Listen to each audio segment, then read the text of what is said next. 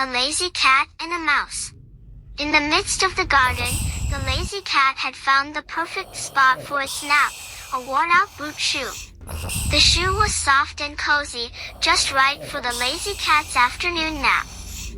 Little Mouse returned home only to find the lazy cat sleeping on his home, the boot shoe.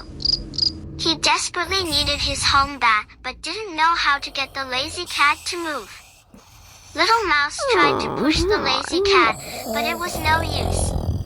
The lazy cat only yawned and fell back asleep, completely ignoring the desperate Little Mouse. Little Mouse was feeling helpless. He decided to seek help from his friends in the garden. He hurriedly ran to gather his friends to help him reclaim his home. Little Mouse explained his predicament to his friends. They were all determined to help him. Together, they formed a plan to move the lazy cat. The birds began chirping loudly, the squirrels started shaking the branches, and the rabbits thumped their feet. The noise was deafening, and it finally woke the lazy cat. The lazy cat was surprised to find the garden bustling with activity.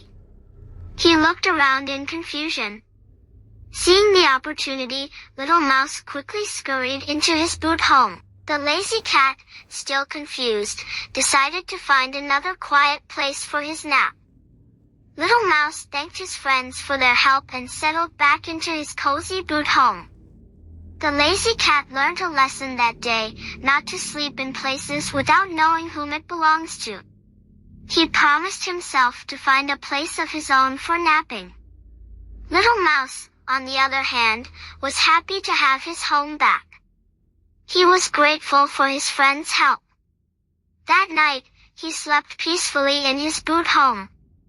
From that day onwards, the lazy cat never disturbed Little Mouse. The garden remained peaceful, and every creature lived happily, respecting each other's spaces. It was a reminder to all about the importance of respect and friendship.